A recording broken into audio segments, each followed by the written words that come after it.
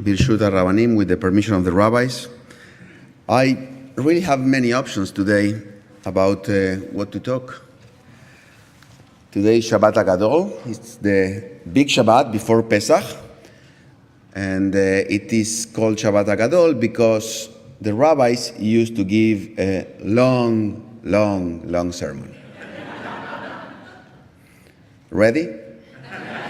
Okay. So in that sermon, the rabbis used to teach about the rules of Pesach, all the new things, if there are new products in the market or new beans that may rise or not. So for this year, I think that you want to know that the most difficult part to clean are the cookies in the computer. Okay. I had to start with that. Anyway, so I said I had options. So first of all, I could talk about the rules of Pesach, also the Israeli election, the Israeli attempt to reach the moon, the world, that is always a good option, the Parsha that deals with skin diseases.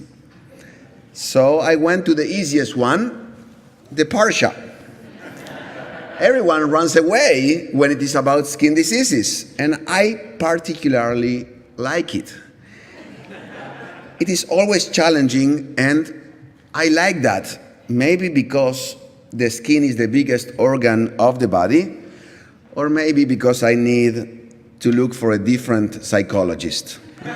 I don't know. But anyway, so also I like Parashat Metzorah because our sage is connected the word that gives name to the Parsha Metzorah with a play of words, Motzi Shem Ra, which means speaking evil of others. So a person who is afflicted with leprosy is suffering the consequences of Lashon Hara, evil speech.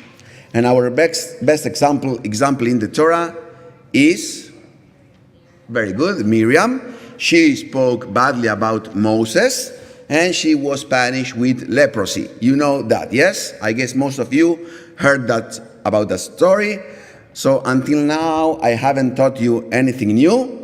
I will try to continue the trend for the rest of the sermon. Our Parsha tells us a person who is suffering leprosy needs to see a priest, and after a ritual, a small offering, and purification afterwards. And then, after 7 days of isolation, that person needs to return to the priest for another offering. This time, the offering is much bigger. It's 2 lambs. The beginning was a small offering, couple of birds, and now we have to bring 2 lambs. So if you are interested, we are in the big book, in the red large book, the Chumash, on page 662. On chapter 14, verse 12. If you want to read it, it's page 662, chapter 14, verse 12. So I'm going to read it with you as well. Getting ready for that. Meanwhile, you can talk how good the sermon has been up to this point. Okay, I didn't have my glass with me, but it goes like this. On verse 12. 661. Okay. Belakach Cohen, thank you very much. Oops. Thank you, Larissa. Oh, now the sermon looks great. Okay. ולקח הכהן את הכבש האחד והקריב אותו לאשם בדלוג השמן והניף אותם תנופה לפני אדוני. So the priest shall take one of the male lambs and offer it to the log of oil as a reparation of offering, and he shall elevate them as an elevation offering before the Lord. The lamb shall be slaughtered on the spot in a sacred area where the purification offering and the burnt offering are slaughtered. For the reparation offering, like the purification offering, goes to the priest. It is most holy. So now the verse that I wanted to point out is verse 14.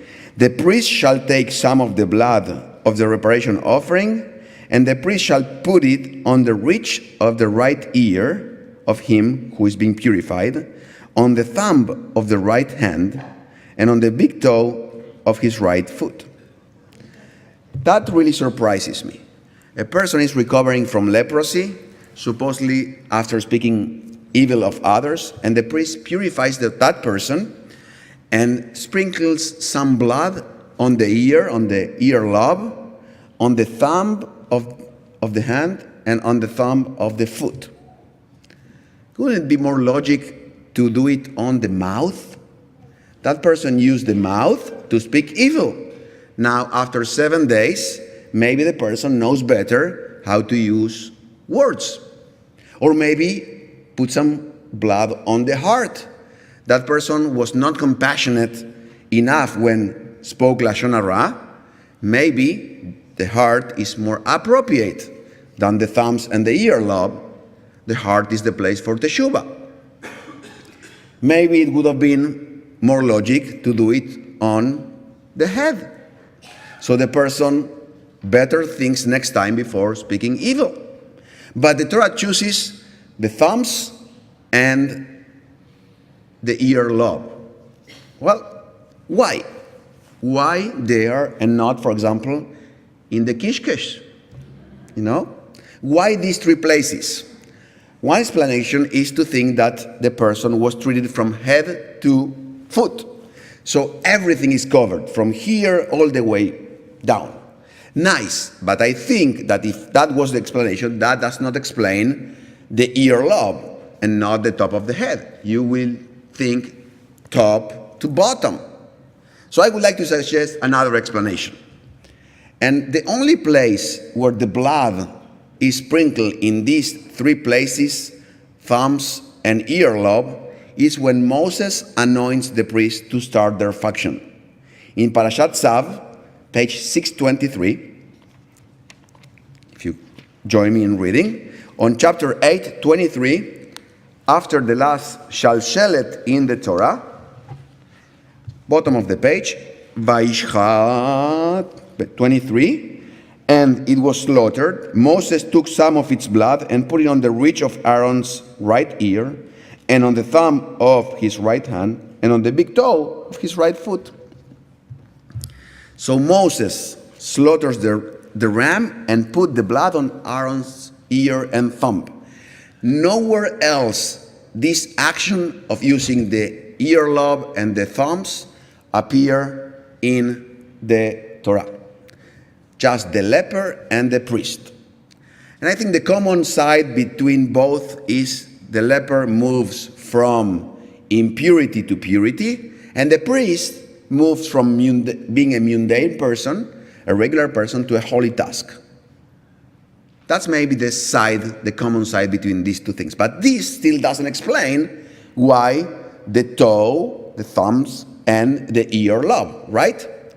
So my friend and teacher, Rabbi Manes Kogan, taught me the following. These places, the ear lobe and the thumbs, in the body are basically insignificant, marginal, small, not really relevant. This teaches us that a small word, an insignificant word, a trivial word can make a lot of damage. This teaches us that we need to be very careful with the words that we use. The new priest has a responsibility and needs to preserve the humility. He needs to continue paying attention to the little details, listening to the less powerful people, caring for the less fortunate ones, using his words carefully because the smallest word can make the biggest damage. And I would like to add another layer to this explanation. Another layer and say that the most important words in life are not present in big sentences. It's all the way around. The fewer words, the most meaningful the sentences are. I am sorry. I love you. It's a girl. Please forgive me. You are right. We are engaged. I need help. You did great. Hineni, here I am. Please. Thank you. The most meaningful and important words in life are small, short, almost insignificant as the ear lobe and the thumbs. The priest, the leper, and we all know that words can create and also can destroy worlds. And I mentioned earlier that we may all know the story of Miriam getting leprosy from evil speech. Do you remember what Moses did at that time? What did Moses do? Back then, he prayed, thank you. He prayed for her.